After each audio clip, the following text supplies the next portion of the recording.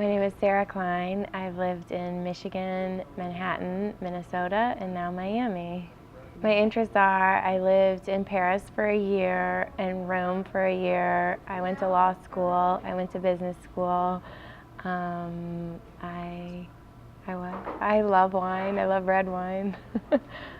And I play the fiddle. I used to play in a band. I don't currently play in a band, but I used to. I've got to get out of these clothes fast. My feet are wet and my coat bloody. There isn't another car on the road, no traffic today. My father almost killed us this time. Instead, the seatbelt cracked my rib. Kids aren't supposed to ride in the front seat. I've heard my mom say it 1,000,000 times during carpool when I'm stuffed in the back with my 12-year-old brother and his friend Eric. They talk about killing squirrels with slingshots. I beg and sometimes cry, but my mom doesn't let me sit in front. I've heard her say that my father is a careless driver. I think she's right. He was going too fast, I know this. I haven't driven more than a bike, but I know.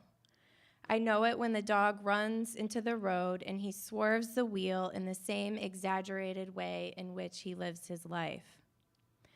My mother begged him not to take us up north while she's away. It is winter in Michigan, and she says the roads are especially bad this time of year. She begs him before she rushes to the airport to tend to my sick grandpa in Arizona, and she begs him again when I call to tell her he's taking us up north. She makes me put my father on the phone. He hangs up on her. Then, in an angry tone, he says he will have to be more careful with me. He didn't realize 10-year-olds could die a long distance.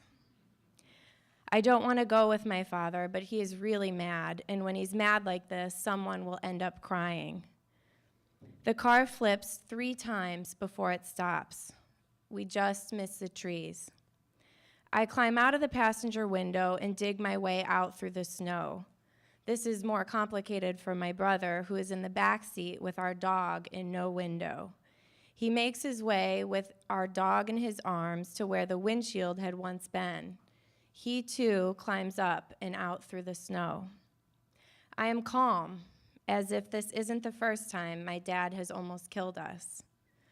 Alive, he asks. Yep, we say in unison and start walking. My face is scratched and bleeding, but Aaron saved the dog. We walk out of the woods and back up to the road. The snow is up to my waist at some points. My jeans are soaked and cold. We walk about a mile before we reach the first house, and by then I have to pee. It's a white trailer, dirty and untamed as my father's driving. Thank God no one is home. We keep walking. My legs ache and the blood trickles from my nose into my mouth. The log cabin stands before us like a picture out of one of my mom's magazines, Country Living. Christmas garland is strung across the big front porch, smoke coming out of the chimney, porch lights on. The man is home alone. His eyes are kind and his sweater yellow. He looks as if he sees a ghost, or 4, including Sparky. He wraps me and Aaron in blankets like a caring father and puts our clothes in the dryer. He makes cocoa. I am having trouble breathing. I ask if I may use the bathroom. The man with the kind eyes says yes. The walls in the hallway are covered with family photographs. I like the one of the man sitting at a table, a cake lit with candles in front of him. 2 little girls sit on his lap, one with her hand on his face. He is kissing her finger. I pass a bedroom on my right.